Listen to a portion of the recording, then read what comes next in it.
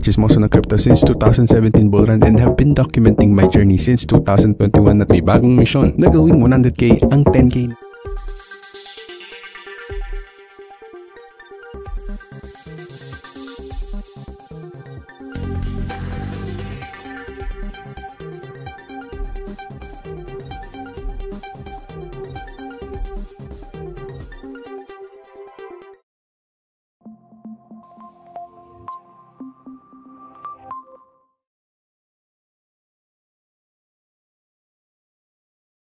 Malaking awesome. And thank you so much guys sa mga nandito agad. Maraming salamat sa inyo. And maraming salamat of course kay Kelvin, kay Albert, big shoutouts kay Eggsy, kay Nobi Senpai, pati kay Observation Haki. Ayun, nagbabalik si Nobi Senpai dito. Ayun, pinakamatagal na si Eggsy, big shoutouts sa inyo. Big shoutouts of course kay Papa G, of course, kay kay Lord Jesus Christ, nag-iisa. And maraming salamat sa mga patuloy na sumusuportas, of course, dito sa Oso de Chismoso. Ako nga pala si Oso Bear. I've been here since 2017. I've been trying to share you guys my wins and losses dito sa cryptocurrency since 2021. At hindi pa rin tayo. Okay, lagi lang tayo milyonaryo, tapos hindi na naman. Milyonaryo, hindi na naman. Milyonaryo, hindi na naman. So yan guys. So guys, kung i-share nyo, malaking tulong yan. At kung ilalike nyo, tatadta rin nyo yung heart button. Or gawin nyo is mag-comment na lang din kayo ng 33. Malaking tulong yan. Okay. So guys, kamusta kayo? Kamusta ang inyong mga trades? Okay. Kamusta ang mga trades nyo? Pakinggan ko ako, magandang tunog to. Yan. Lagay ko lang siya sa background para hindi kayo naiinis. Okay, so guys, kamusta? Kamusta trades nyo? Wala namang kumakausap sa akin dito eh. Game na, pag-usapan natin yung mga trades nyo. Nagpapatrade ba kayo sa akin? May gusto nyo ba kayo pa-check na mga trades? May assets ba kayo? Okay, kasi dito, ngayon guys, diba? We've been predicting. Okay, so sinabi ko na rin, the next few days will be, nandito tayo, next few days will be on sideways. May nag-comment pa sa inyo na sabi is, diba? Babagsak tayo. And, hindi na maganda yung weekly natin. And sabi ko na once na ma-secure natin yung 105 pa above, dito pa lang tayo noon, 104, 105 pa lang tayo. Sabi ko pag na-secure natin to, tapos naglaro tayo dito, wala nang ibang pupuntahan to kundi 120. Ganun yung situation natin, which is very, okay, hindi ko sinasabing very bold na talagang 100% sure tayo. Bold siya pero hindi ibig sabihin nun it will be 100%. Okay. So, nakatingin lang ako sa mga major news. Sa US, okay, walang masyadong nagtatalk about fundamentals. Sa Pilipinas naman, nagtatry tayo mag-usap fundamentals. Okay, maraming nagtatry mag-usap ng sentimental para magmukhang matalino. Pero hindi yun yung target natin, guys, dito sa Oso de Chismoso. Okay, genuinely, gusto ko lang matuto kayo. Okay, and genuinely, gusto ko lang matuto kayo kung paano mag-gather ng chismis. Okay, hindi lang to basta, gusto ko lang, gusto ko lang views, hindi. Actually, wala na akong pake. Gusto ko na lang talaga, hindi na ako nagla-live eh. Why? It's because gusto kong makapanood lang ng news. Gusto ko manood lang na manood. Gusto ko lang mag-focus sa market. Okay, and nevertheless, kung ano man isipin nyo, si Sir Oso hindi na ganito, si Sir Oso, wala na akong pakidan guys. Gusto ko na lang talaga, yung mga bagay na ibibigay ko sa inyo, yung mga tunay na mapapakinabangan nyo. Okay, kasi pag nagkakamali tayo, malaki yung chances na talaga maubos yung pera nyo, no? So, dito, we're looking at YBCD, ABCD, probably parang ganun yung nagiging itsura niya. Okay, kung anticipation lang din ng market move, pero pag sinabing market structure naman dito, para siyang head and shoulder, no? So, inverse head and shoulder. So, very unlikely ako makakita ng inverse head and shoulder sa top, no? Ang nangyayari is, okay, we need to really sure or give a parang trumpet, no? So sa mga ganito, may trumpet tayong tinitingnan. So pag ang nangyari is, yun nga, mag-secure tayo ng matagal-tagal dito for the whole June, okay? Papuntang July 15, okay, is dediretso tayo pataas. Okay, hindi pa naman tayo July, so meron pa tayong chances dyan. Okay, so this will be our first time or first week in few months already na bullish tayo. Usually, nagsistart ang ano natin is either, okay, very negative yung first week. Okay, maliban sa May, of course, kasi recovery month yan. Okay, but it's not like something that we need to be celebrating about, no? Pero usually, yung first months natin since February, hindi siya maganda. Okay, so ngayon guys, ano yung topic natin, Sir Oso? Okay, so habang yung cryptocurrency market natin is largely panicking sa iba't ibang news sa Iran, Israel, okay, we've been trying to talk about that ng walang emotion. Okay, because I don't want to spark some fear in the market. Eh kung nag-sell kayo dahil lang nag-fear monger ako sa inyo, wala na, GG na kayo. Kasi nag-pump yung market after nung, 'di ba? After netong June 21. Eh kung nag-fear monger ako sa inyo, 'di ba? Sobrang aktibo ako sa market tapos kung ano-ano pinagsasabi ko hindi naman pala nangyari, 'di ba? So, yun yung sinasabi ko sa inyo. May isa lang tayo hindi naging nagkatotoo. Okay, which is yung 97K na prediction natin. Hanggang 98 lang. Okay, so pumalya tayo doon. Pero 1,000 lang naman. Pero mahirap kasi hindi tayo nasundo. Parang ganun yung naging situation. Okay, so the question is, will it go down? Okay, so yung sinasabi ko sa inyo na huwag tayo bababa sa 102 kasi kung bumaba tayo sa 102, it's gonna be super bloody for the market.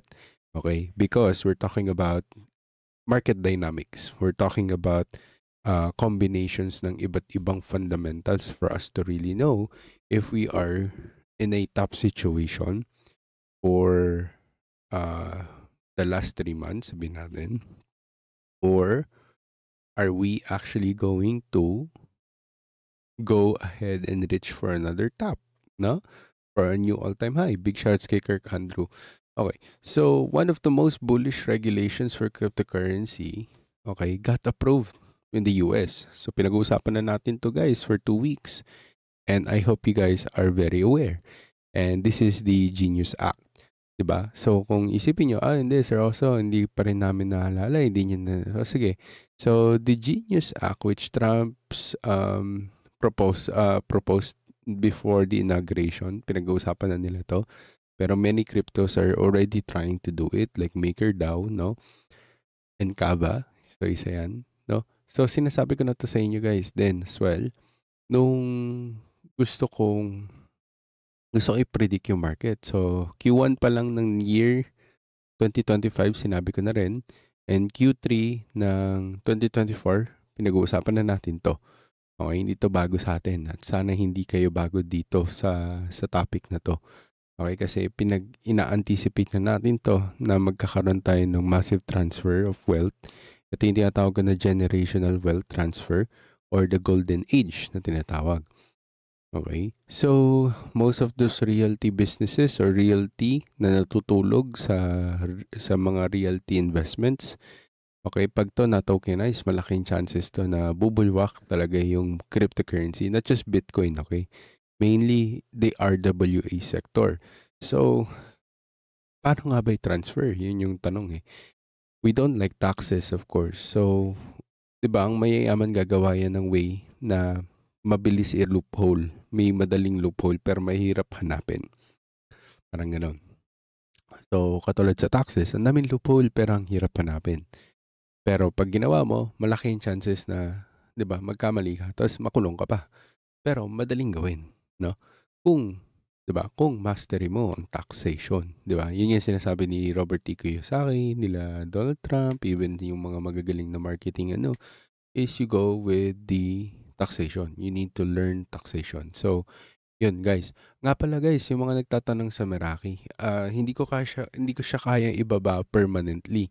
Pero since marami nagtatanong for the whole July, okay, gagawin ko siyang $10 instead of $15, okay? Tapos yung mga nasa membership na, ibibigyan ko kayo ng libreng 1 month, okay? So, yan. Sa mga naka 3 months, okay, yung mga 3 months consecutive na nakasubscribe, may libre kayong 1 month. Parang gano'n. So, yan. Tulad nga ng sinabi ko, guys, kumbaga, this is going to be the make America go first or first, okay, the undisputed leader in this digital assets. They want America to be known to the whole world in terms of the CBDC or the digital assets. So parang ganun yung gusto nilang gawin. So hindi ko sinasabi hindi fully CBDC tayo kasi si China fully CBDC no. So parang ganun, central bank digital currency or yung kanilang rating or yung kanilang scores bilang tao nakabase sa kanilang pang-araw-araw. Parang ganun. Parang kunyari, tumawid ka sa illegal na tawiran o di minus yung ano mo, credit score mo. Parang ganun. Yung human score na tinatawag. So, yeah, that's gonna be the future. So, ginagawa na rin ni China. So, I don't know. So, what is the incredible new regulation? No, how will it will affect? And paano yung mga maliliit na retail na tulad natin na nagtatry mag-crypto investing?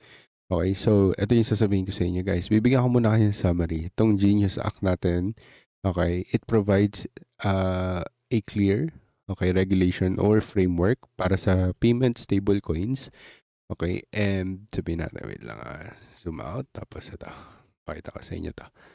Okay, so framework for stablecoin payments. Okay, so yun yung tinatawag ni 2013 Ripple XRP, the proposal where XRP will be the main asset to be transacted. Parang ganun yung nagiging dating. Okay, yun daw yung magiging the world currency or transaction. It's either for, paano ba sabihin? It's either for network, okay, network purposes. Tapos si Bitcoin yung magiging parang foundation. Tapos ang confirmation and malimit for building is gonna be Ethereum. Parang ganun yung nagiging situation natin dito. But again, okay, we're talking about payment stable coins. Okay, so coins na meron daw or to have be backed up with 1:1 by cash to short for the or short term treasuries na tinatawag. Okay, so ito yung gagawa ko ng document mamaya. Okay, para mas maintindihan to para sa mga advance magbasa ng mga ganitong topics. Yung mga naboboard sa mga ganitong live kasi basics siya. Okay? But pero marami kayong matututunan sa mga ganitong basics kasi dito pa lang malalaman nyo na yung mga assets na gusto nyong bilhin at yung dapat nyong bilhin at ano yung talagang gagana. Okay? So, nevertheless, kung walang manood nito, mapanood nyo ngayon, then may edge kayo. Okay, kasi ito yung mga lagi namin pinag-uusapan sa Alpha Chat. And guys, pinredict natin to 1 year before pa mangyari. So ito na siya ngayon. Nandito na, nagma-manifest na. Okay? And yeah, so with this framework, the Genius Act, okay, ang aim lang naman nito is to build trust. Okay? So yeah, we are in a trust narrative in the whole world. The matrix or the rat race as per call are built in trust. Okay? So, kumbaga, pahiram mo yung pera mo sa amin, magtiwala ka lang. Or i-turn natin into digital yung cash mo, magtiwala ka lang. Diba? Trust us. Parang gano'n. Just trust us. Something like that. Okay?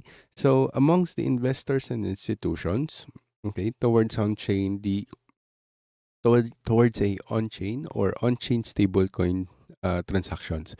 So, ibig sabihin nun, okay, lahat na ng transaction natin, okay, for stable coins, it needs to be in a blockchain already. Okay, it needs to be it needs to be read, and it needs to be permanent and irrevocable. So, moreover, okay, this keeps the fintech innovation in the US, okay, and expands the US or United States dollars dominance. Okay, so ito yung apat na hindi pinag-uusapan at di gustong pag-usapan. So, kung ready na kayo guys, mag-comment kayo ha. Kung ready na kayo marinig tong sasabihin ko sa inyo, may apat na bagay na hindi gustong pag-usapan ng Senate. Okay, pero nandyan na siya. Okay, why? It's because it's gonna cause a lot of FOMO in the market. To the point na marirealize mo na next year magpapump yung market. Nevertheless, kahit anong mangyari. Okay, because hindi na mapipigilan tong wave of money coming into the cryptocurrency. Okay, so kahit mag-search kayo sa YouTube, hindi nyo to makikita guys. Ako lang mag-uusap nito. Yung 4 na bagay na talagang gusto ng mga elitista na hindi nila gustong pag-usapan pero nandiyan na siya. So probably this is gonna be something that needs to be stressed on para talaga maintindihan mo bakit this is very important or bakit this is gonna be paving a way for new kind of money in the financial system, no? So guys, walang ready. Type lang kayo number 3. Type nyo lang number 3 or awesome. Wala. Gusto mag-type ng awesome. Hindi na kayo active ah. Konti na nga lang tayo dito. Tapos pag marami na tayo, papansin na kayo. Huwag niyong pansinin yung konti lang kayo. Mag-comment kayo guys. Yan. Mag-comment kayo. Type niyo number 3 or awesome. Yun lang yung type niyo. That 12 lang tayo dito. Kasama pa ako. 11 na lang kayo dyan. So, kayo, mag-type kayo. Pag-usap kayo sa akin. May tanong pa kayo. Diba? Big shoutouts kay RJ Production, pati kay Zenmind, pati kay Kelvin. Okay. So, yun nga. Ang una dyan is yung permitted issuers. Okay. Sulat nyo to ha. Permitted issuers. Okay. Kumbaga, only chartered non-banks or insured depositories or yung qualified state license organizations yata ang tawag doon or QSLO na pinag-uusapan namin sa Alpha. Hindi ko na kasi maalala pero qualified state license organization can issue, ito lang yung mga pwedeng mag-issue ng stablecoins. Okay, tatandaan nyo yan ha. So, chartered non-banks, ko-confirm ko next time. Basta chartered non-banks, yun yung pagkakalala ko. Tapos, insured depositories. Tapos, qualified state license organizations. Bakit? Kasi pwede nyo bilhin to sa stocks. Okay? So, Circle and Coinbase, sila yung nasa qualification na katulad nito. Which is, chartered non-banks, insured depositories, ang pagkakaalala ko. Tapos, yung QSLO ang tawag namin or QSLO or the Qualified State License Organizations. Okay? Ito yung magpaprotekta sa mga consumers by ensuring na walang bad actors na pwedeng gumawa ng stablecoins. Okay? So, katulad ni FTT, di ba? So, si FTT nagpaplano na rin gumawa ng stablecoins during that day. Okay, tapos magpo-produce sila ng stablecoins na hindi naman backed up ng 1:1 of any kind of assets para masabing may value yung stablecoins. Okay, so now, pasok ba si USDT dito? Yes. Okay, so marami nagpi-fearmonger sa USDT daw, mawawala si USDT. Tingnan natin. Pero sa ngayon, hindi pa. Okay, so ito yung pangalawa. Pangalawang ayaw pag-usapan ng mga elitista.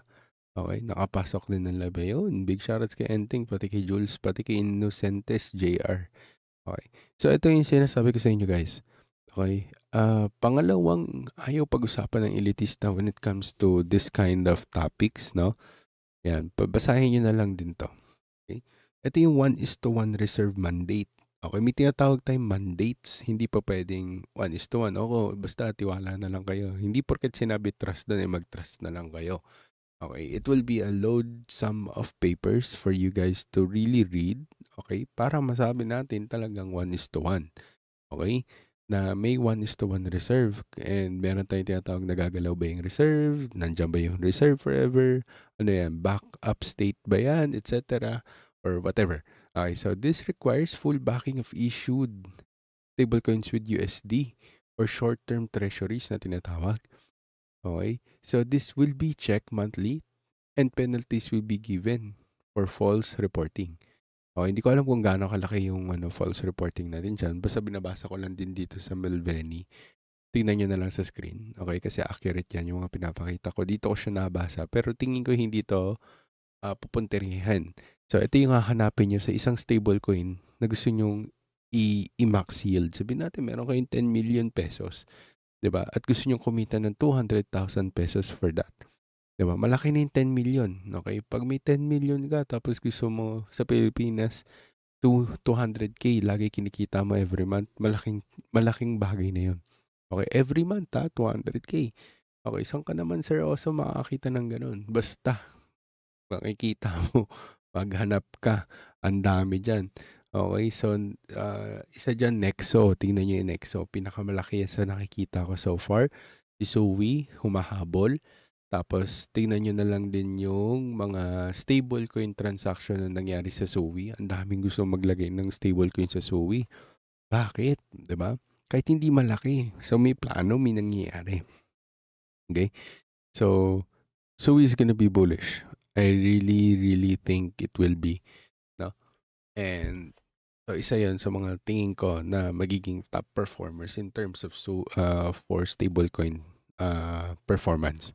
Okay? So, yun nga. With the third one na ayaw pag-usapan ng mga elitista is yung licensing and supervision. Okay? Na yung licenses natin ay approved within 120 days. Okay? 120 days ata yun or 150. Basta 120 yata yun. Okay? Dito ko nakita. Dito. Okay? So, yan. 120 days. Okay? Issuers will be monitored by either ng Federal Reserve. Unfortunately, hindi pa rin sila mawawala. Hindi sila mamamatay. Pero may bago na silang trabaho. So, Federal Reserve will be taking a huge leap on this one. Or yung Office of the Comptroller or the OCC or Comptroller of the Currency or the OCC. With this, bad actors are going to be further rooted out of the United States. So, ang gusto kasi natin is United States will be the only country in the digital currency. Parang ganun yung gusto nilang gawin. Okay, which is very impossible, but very possible since this is just digital, no? So, parang gustong gawin ng US is mamuno sa digital realm na tinatawag. Okay? So, ngayon, next pag-usapan natin is yung pang-apat. No? Mabilis lang to guys, no? Mabilis lang yung live natin. Pero ang haba talaga ng document, hinimay ko lahat sa inyo para lang. Tapos hindi kayo manonood, hindi kayo magla-like, hindi kayo mag-share. Guys, lahat binasa ko lahat to. Kaya nandito sa screen na to. Lahat to guys, binasa ko para sa inyo. Para lang malaman yung gustong-gusto ng mga elitista dito sa mga ganitong topics. Okay, ito na yung next, yung bankruptcy priority. Okay, kasi paglalaroan nila yung mga insurance. Pero tingin ko, okay, this will be mainly for holders of stable coins. Okay, holders of stable coins are allocated senior creditor status. Ang ibig sabihin lang nun, okay, sa pagkakaintindi ko, this means that during yung ating issuer's insolvency, okay, stablecoin, okay, holders rank high in priority for getting their money back from the issuer. Okay, so sabihin natin meron kang $10 million sa isang bagay ay sa isang bangko na insolvent or nag-declare na ng bankruptcy, sabihin natin yung issue ni FTT. Ang daming natuto dun sa issue ni FTT ni FTX pala. FTT ako na FTT kasi basta yan. So si FTX, yun yung nangyari dito. Ang haba na ito, haba na itong PDF na to, hindi ko na nga namalayan eh. So binasa ko lang yan ng binasa, so hindi ko na siya namalayan. So mauna sila makakuha kasi ang daming naging issue na hindi nakakuha. 3 arrows, ganun din. Circle, ganun din. Curve, CRV, ganun din, di ba? So, yeah, there's a lot of things, okay, na natuto yung mga elitista. Okay, so ngayon, sasabihin ko sa inyo guys, ano yung positive effects? Okay, may tatlo lang naman tayong effects dito na very obvious pero hindi gustong pag-usapan ng retail kasi na-overlook nila to. Pero dito kumikita ang mga, okay, may pera, okay, or mga whales or mga elitista. So, with these provisions na mga pinag-usapan natin na tingin ko Okay, na paglalaruan na loophole ng mga ng mga elitista is okay, meron yung mga benefits of course. Hindi yan basta nilagay diyan para lang paglaruan ng mga elitista tapos nakawan kayo ng pera, hindi lang gano'n. So, there is a benefit. Okay? So, ito yung in a nutshell, sabihin natin, okay, everything is good. Kumbaga, this is good for now. Okay, sabihin natin walang labis pa tong mga rules na to. Perfect pa siya kunyari sa mata ng mga tao. So, one is yung financial stability, of course. Okay, magkakaroon tayo ng less bank runs na tinatawag. Okay, and more demand for short-term treasuries. Ano ibig sabihin nun? Bullish. Okay, bullish yung ano natin in terms of stable coins and of course US dollar. Okay, hindi na siya yung parang tipo magpiprint tayo tapos bubulwak yung pera sa market. Okay, tapos babagsak yung buong yung buong cryptocurrency or buong markets in the midterm and long term. Short term, magpa-pump siya, no? Okay, pero biglang babagsak din siya ng sobra for 2 years. So, nangyayari yon. Okay, so number one, okay? Number one is all about less bank runs yung nakikita natin for more demands on short-term treasuries. Okay, so pag ganito ang magiging ano natin, financial natin, when we say financial stability, okay, pumps will not be the usual pumps that we will see in cryptocurrency anymore. Especially if pumasok tayo sa 2030. Tingin ko lang tingin ko lang if di ako nagkakamali. Okay, so consumer protection, yung pangalawang tingin ko na maganda dito. Okay, it will protect most of the retail. So bankruptcy protection and your regulatory clarity, okay, will drive more retail adoption. Mainly this is for boomers and millennials, no, na hindi pa rin naiintindihan na bakit sila dapat mag-cryptocurrency or sabihin natin dapat silang pumasok sa stable coins man lang or high yield returns. Okay, so number 2 yan. Ito yung number 3 na hindi ite-take advantage ng mga retail kasi hindi nila naiintindihan. Okay, so pero elitista will take advantage of this. Number 3 is innovation. Okay, so ulitin natin muna ha. Financial stability, number 1. Okay, bawas na yung mga bank runs, yung mga mananakbo ng pera mo. Number 2 is consumer protection, which is yung bankruptcy protection and regulatory clarity. Okay, number 3 is going to be about innovation.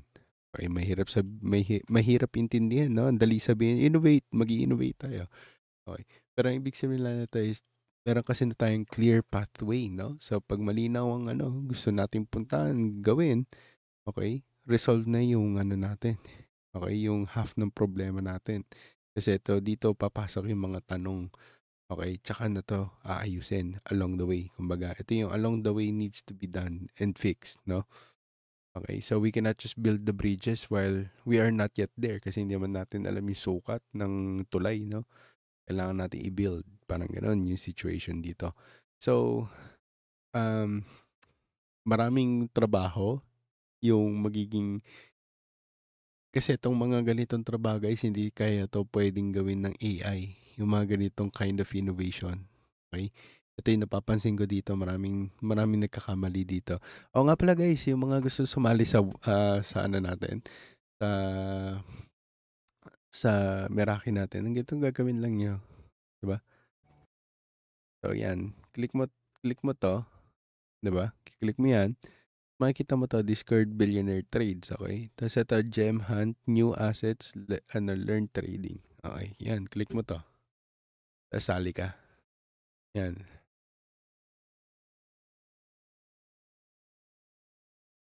Pwede kayo spin the price. Tapos mamaya manalo ka. Oh, di makakuha ka ng something dito. Okay? O yan, bad luck. Sa ganun. Okay? Tapos sali ka sa Discord natin dito. Libre lang naman to eh. Okay? Libre lang to. Sali kayo. Ito pala, yan. Sali kayo, claim access. Yan ha. Okay? So, yun. And for the long term, guys, tingin ko, okay, Ay, oo nga pala, discount, okay. So, hindi na yan $15 sa July, okay. Magiging $10 yan for 1 month, okay. Tapos, yung mga nakasubscribe for 3 months na sunod-sunod, syempre, walang nangyari within that 3 months, ang board, naboboard sila kasi hindi sila nakasakay sa pump, okay. Kahit sinasabi ko na sa kanila magpa-pump, okay. So, yan. Sana next time makinig tayo masyado, ha. Okay? Magkaroon tayo ng humility para makapag-long kayo or kaya makapag-ano kayo. So, yan. Claim nyo yung access nyo. Tapos yan, makakapag-ano kayo. Okay? So, yan. Long term natin dito, guys. Okay? Sa charting natin. Bibigyan ko kayo ng charting. Okay? Sabihin natin kung talagang negative ako sa news na to. Sabihin natin, pero magpa-pump siya sa 120. Tingin ko magsa-sideways pa rin tayo dito. Okay. Ito yung August and September na hindi masyadong masakit. Kung mamarapatin, no? Kung talagang gugustuhin natin to. Okay, hindi tayo magiging bloody. Tingin ko, more likely, more or less, okay, tingin ko, kung is magaganta lang tayo dyan. Okay.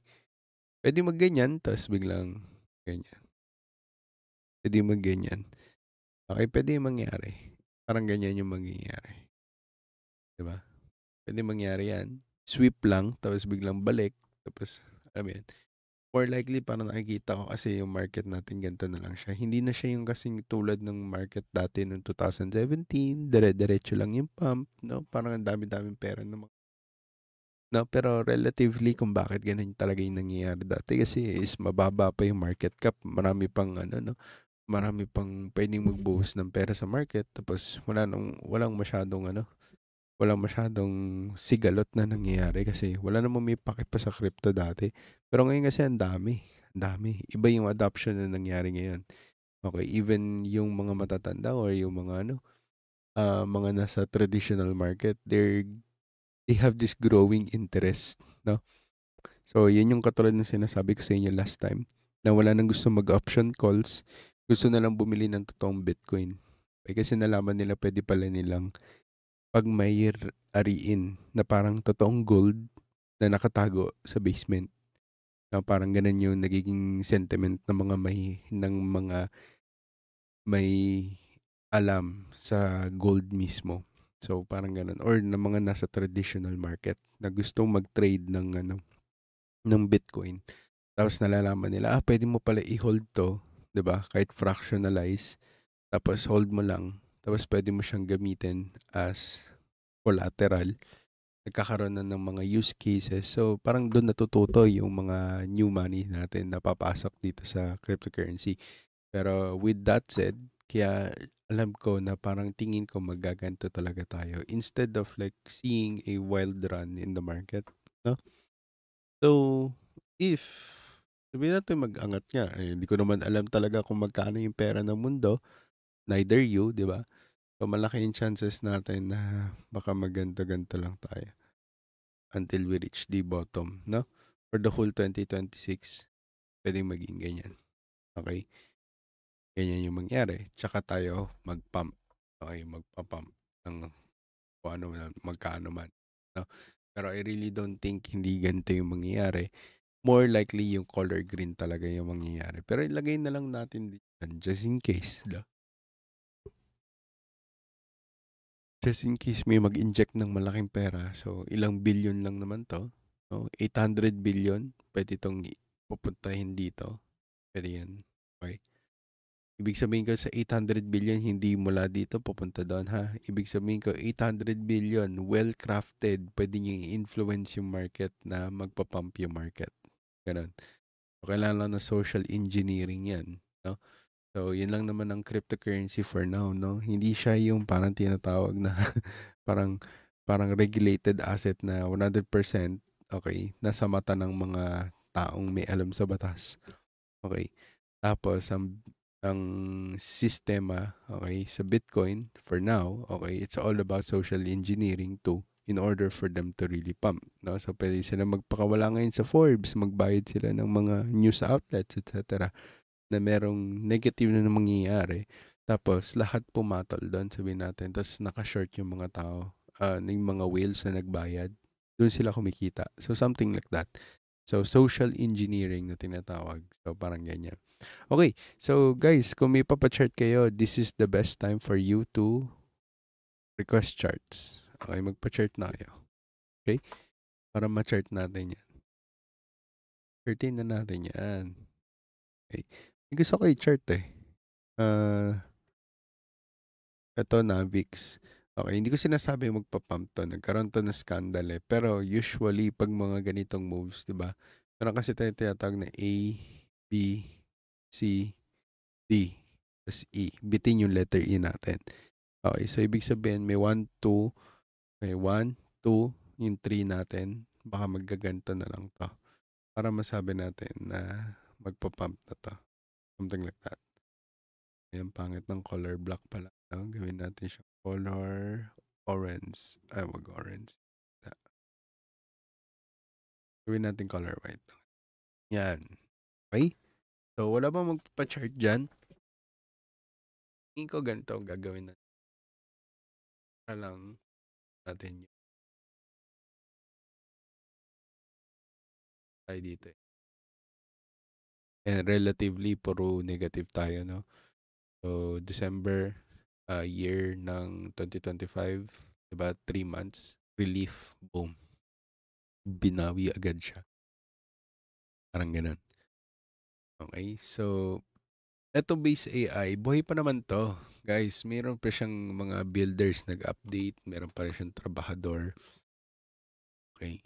Ang maganda dito is yung volume natin wildly increasing, no? It is wildly increasing rather than decreasing, 'di ba? So, ibig sabihin ko wildly increasing kahit ito bumabagsak yung price, may umangat yung ating volume, no? Yung mga volume na napatay na dati, bumabalik siya. Yun yung bumalik. Okay. So, pag na-secure natin to, okay, itong blue box na to, tapos at ito yung naka-sideways pa rin. Yan, malaki na. Napapalapit na ang kanyang pagpapump. Okay. Pero usually, kung hindi mali,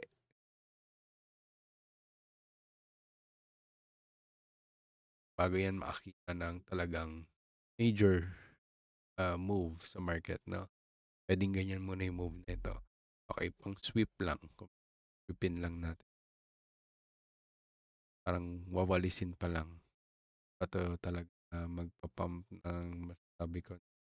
Oh, ito na yun. Parang ganun din. Parang ganun. Yan. ZK. Sige, zero knowledge. Pero meron pa tayong ZK pero ang bahaba na niya. Sobra. Walang naging karoon ng interest masyado. Kala ko yung hold nga rin nila to eh. Okay, nagkamali tayo dito pero tingin ko babalik to. Okay, tingin ko babalik to. Okay, in terms of volume din. So nakita natin siya na may buhay pa siya. Pa siya yung totally dead asset. Basta magko-continue to build and also integrated ng A sa iba't ibang ano. So yan yung gusto with A is more integration,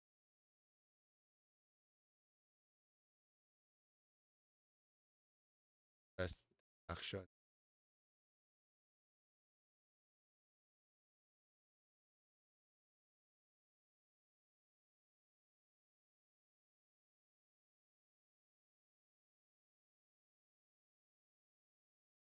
Meeting na lang ngayon dito. Okay, kung naniniwala ka pa rin magdadump, bahala ka sa pero this is a good buying opportunity to mitigate your losses kung sakaling nakabili. Okay? So, yeah. Next time, okay, meron na tayong ano, lesson learned. May lesson learned na tayong na pag nag-cross down na, anything na dump yan, huwag nyo nang bilhin muna. Paintayin nyo na lang siguro mag-sideways. Ngayon na nagsa-sideways na, local area na. Diba? Pwede na tong, di ba? Kasi ito, kita nyo naman eh. With this indicator too, it's also showing us the confirmation of these volumes playing out here. Okay, so it's indicating as well na, oh, bottom na to, bottom. Potentially, crypto winter na tinatawag. Wyckoff as a Wyckoff distribution. Hindi, Wyckoff accumulation pala. Wyckoff accumulation nandito. Okay, so nandito na tayo sa last bago natin dito. Okay, kung DK kayo, maganda to. Hold nyo lang. Huwag muna kayo mag-focus sa ZKJ. Kung may ZKJ kayo, benta nyo. Yung iba ZK, ZRX, ZKJ, benta nyo. Punta nyo sa ZK. Sabihin nyo mag-dump lalo, nandito tayo sa last phase off. Okay? Tayo sa ADA Cardano. ADA Cardano. Oh, okay, so for ADA Cardano, ito lang na, guys. So, flat bot. Kung ano mangyayari? We're having a downtrend price tayo. And based on my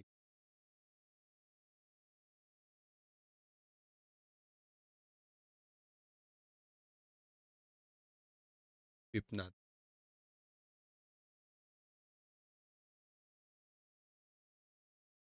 confident buy means retrace na kasi.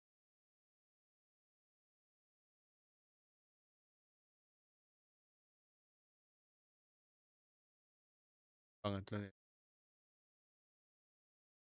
palang baba. Pending ADA Cardano. Hindi ko alam kung ano yung news ng ADA Cardano, pero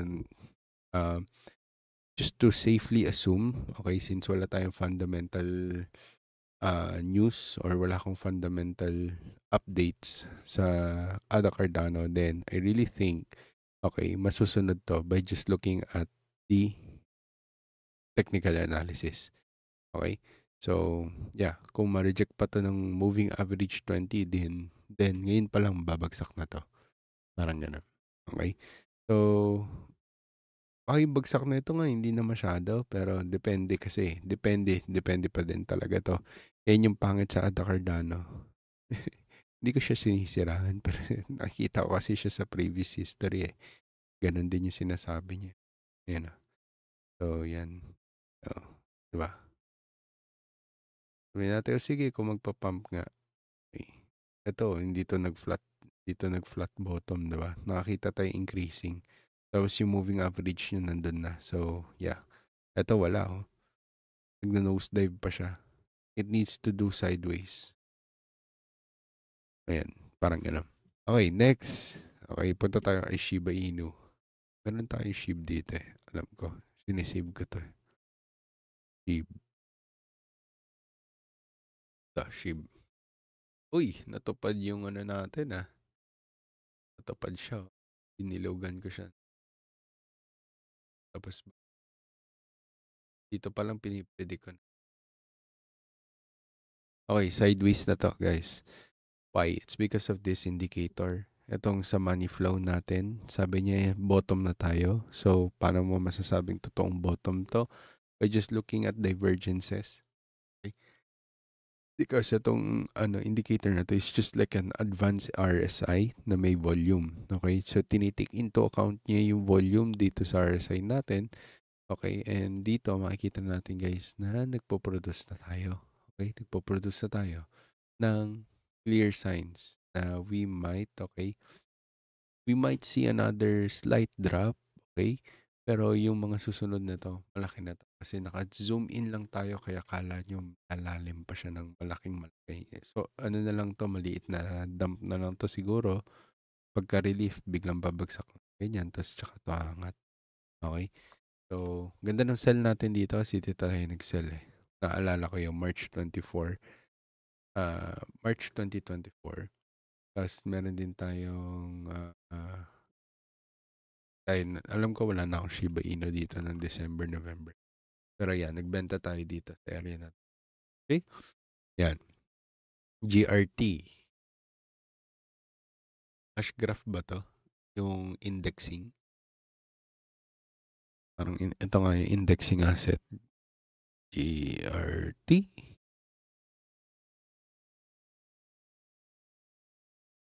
Cash graph. Cash graph na.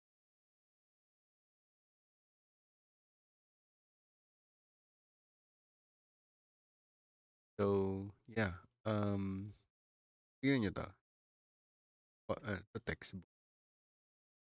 Okay.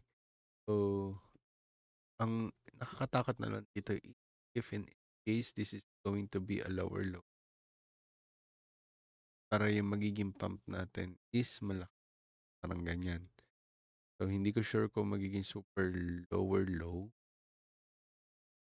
Pero, natin. Mas okay. Try natin. Gets nyo? Sana. Okay, masyadong bias na to. Pero, yeah. Sana ganyan. Okay? So, kung maging higher low, okay, ano yung magiging potential price na ito? Yan yung mga magandang pag-usapan. Ito, kitang-kita na kasi old asset na siya eh. So, pwede mo lang siya itapat dito. Ang next asset price natin is 1.1 or at least, okay, confluence, market, sabihin natin, psychology, okay, maganda nang i-target tong price na to, which is before mag $1. Okay, makabili ka sa 0.7 cents, pumasok ka ng 70 cents, 10x na yun. Okay na yun. Okay, wag na kayong maghingi ng masyado. Pero the question is, will the marketing work for GRT? Okay, hindi natin alam. Pwede paglaruan ng mga pero anything na mag-pump sa GRT, isal nyo na lang agad.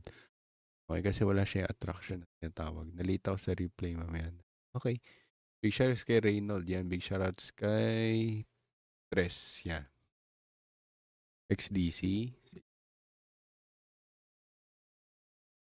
Pero may mga nababasa akong news lately dito kasi kakabit niya si XRP, no? Natin yung crypto. Okay, so textbook natin. Okay, sabihin natin pagpalagay natin 618 to.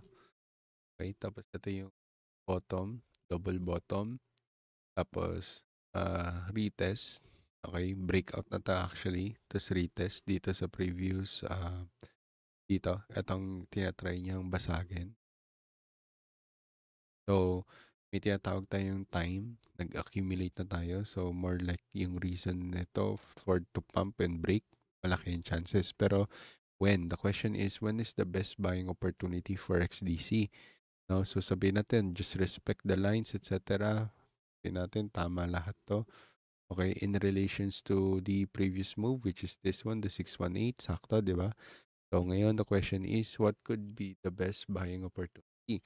So, dalawa lang hinahanap ko palagi. Okay, the level of this, the white level, and the crosses. Okay, if the crosses and the this is pantay, di malaki yung chances na nasa above tayo pwedeng makabili. Okay, hindi ko na siya sasaktuhin mismo doon sa buying zone na yon. Okay, mas maganda is mag-anticipate ka ng higher in order to really position yourself in the market but not totally 100% get in. This is going to be a strategical buy-in, buy-out. So, pwede ka kunyari, kung may $30 kang iaalay dito sa asset na to, okay, $10 dito sa moving average na yan. Tapos yung second level is 0.04. Then, for the worst case scenario, sabihin natin, mag-dip siya, is 0.36. 0.036. Parang ganun. 0.369. Yan, parang ganun. Okay, big shoutouts kay Innocentes. Okay, parang ganun. So, yun nga. Ano ba? Ano ba magpapachart? Yun na lahat yung pinapachart nyo. Chinart ko na siya. Pero isa pang asset na gusto ko i-chart sa inyo is itong VVVV na namatay.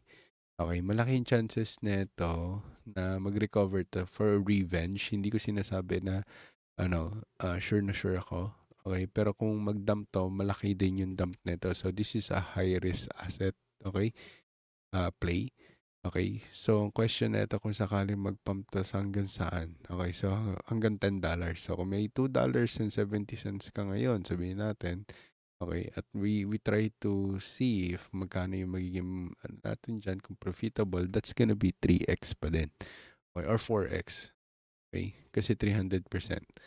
Okay, So, ngayon, okay, hindi yan agad-agad. Siyempre, weekly time frame to. Okay, kaya mukhang agad-agad lang siya. Pero, malaki yung chances na tip pa to sa level na yan bago natin makita yung talagang up. Okay? So, once na mabasag natin, doon natin masasabi na diretso to ng $8.92. Okay? As a confluence and psychological level. Okay, hindi ko sinasabing sure ako, pero just looking at the Fibonacci and price action. Okay, parang ganun. Okay, so PITE daw. Okay, PITE. Okay, tingnan natin si PITE. Uy. Okay, so ito yung mga gusto ko sa mga ganitong asset. Pero, of course, delikado to the point na baka hindi sila magising. Marami rin naman akong asset na nakitang ganun na hindi na gumising after ng malaking slumber kasi tinry nila i-recover pero hindi na nag-recover. Okay, so today is the best buying opportunity for PITE if in any case mag-print out tayo ng higher green candle dito, ay ng green signal dito. Pero sabihin natin, pagpalagay natin, ito ang magiging best buying zone niya, which is nasa loob na. Okay, pero let's wait for the confirmation. Okay, when we say confirmation is print out dito ng green. Okay, then let's see if anong level ito, bakit siya.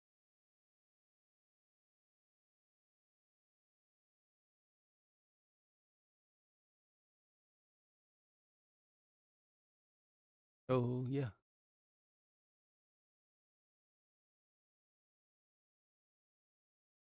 Next move.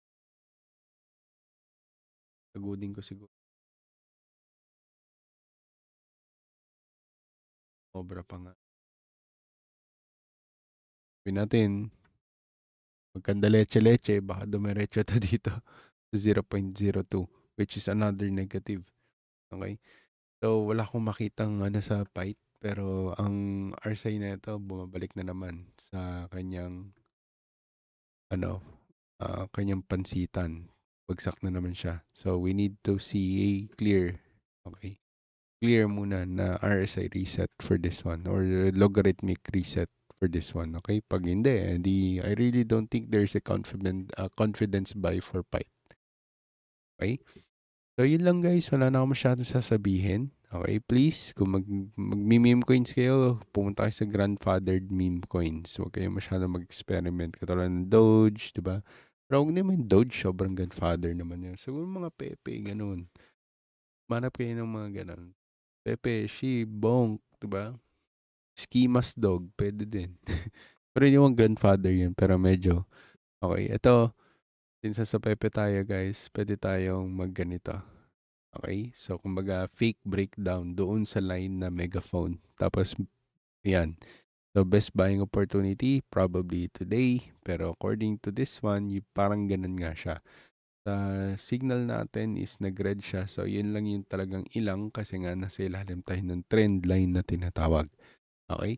So, yun lang guys. Chismis lang ang lahat ng yun. Kailangan nyo pa rin aralin, planuhin, at kilusan. Nang sa gayon, ang lahat ng to ay ating makamtan. At syempre, stay awesome. Goodbye guys. Thank you so much guys and have a great day and have a great night and great weekend sa inyong lahat. Okay? God be the glory. Thank you so much guys. Sabi nga pala, chismoso ng crypto since 2017 bull run and have been documenting my journey since 2021 at may bagong mission na gawing 100